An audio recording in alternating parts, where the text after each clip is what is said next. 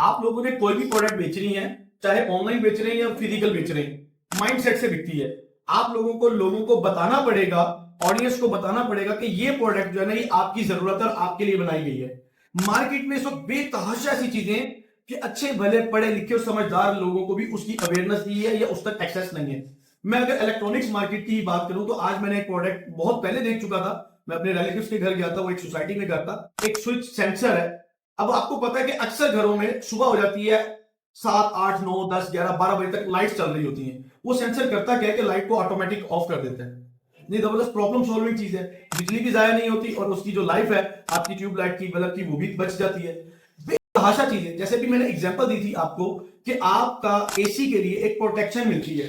वो प्रोटेक्टर क्या होता है, एम्पेयर भी बताता है, वोल्टेज भी बताता है, और अगर बिजली कम ज्यादा होती है वो उसको कंट्रोल भी करता है, आपको जलने से बचाता है। अब वो एक चीज मार्केट में एग्जिस्ट करती है, बेच नहीं रहे। अभी मैं इसी 2, 4, 6 महीने से किसी 1, 2 की ऐड देखी है जिनका खालिसतन ये काम है, वो बेच रहे हैं। अदरवाइज आप लोगों का जहन बनाएं और जहन दें कि ये चीज आपके लिए जरूरी है। आपका 1.5 लाख का एसी है, बिजली के एक झटके से जाया हो सकता है। अब वो 3,000 रुपए की चीज आपके लिए देंगे। लोगों को ये चीज बुरी नहीं लगती। लोग अपनी महंगी चीज को सेव करने के लिए, अब जिसके पास 40 लाख की गाड़ी है वो उसका कवर ले लेता है 10,000 रुपए का, उसको महंगा नहीं लगता। लेकिन क्यों लेगा? आप उसका जहन बनाए। अब मैं आपको बता रहा था कि माइंड सेट के साथ चीज बिकती है। एक फैक्ट्री ओनर ने ना एक बंदे को एक गांव में, एक इलाके में भेजा और कहा कि जी आप ना यहाँ पे सर्वे करके आए, हमने यहाँ पे जूते बेचने हैं। हम जूतों की एक छोटा सा कारखाना, फैक्ट्री लगाना चाहते हैं, काम करना चाहते हैं, इस एरिया में बेचेंगे। वो उसका मैनेजर जाता है और जाके सर्वे करके आता है और कहता है कि जी सर हमारे ना यहाँ पे जूते कोई नहीं बिक रहे, बिल्कुल फायदा नहीं है इन्वेस्टमेंट करने का, लॉस है, मेरा नुकसान है, टाइम और पैसा दोनों बर्बाद हो जाएंगे। उसने कहा क्यों, ऐसा क्यों होगा? नहीं सर यहाँ पे तो कोई जूते पहनता ही नहीं है, यहाँ सारे नंगे पाँव फिरते हैं, देहाती लोग हैं, ये बेकार लोग हैं, इन्होंने जूते लेने ही नहीं है हमारे। उन्होंने किसी और बंदे को भेजा। जब वो बंदा वहां जाता है और जाकर सर्वे करके आता है, बात तो वही थी। उन्होंने कहा सर यहाँ पे कारोबार करना है, यहाँ पे हम अपना कारखाना भी लगाएंगे, आउटलेट भी बनाएंगे, सारा कुछ करेंगे, दुकान बनाएंगे, यहाँ बहुत सेल होनी है हमारी, दबा कर सेल होगी, इधर तो इतनी सेल होगी कि हमारा सारा बिजनेस यहीं से पूरा हो जाएगा।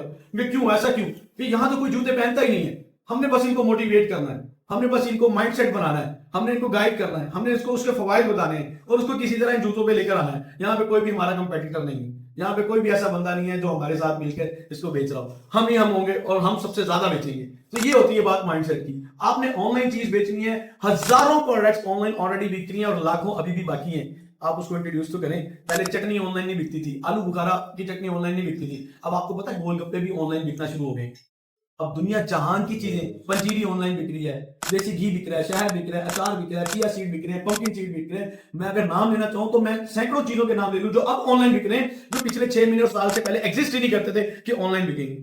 माइंडसेट बनाएं, चीजों को बेचना शुरू करें, लेकिन शर्त यह है कि उसको इस तरह रिप्रेजेंट करना है कि लोग लेने वाले हों। Thank you so much.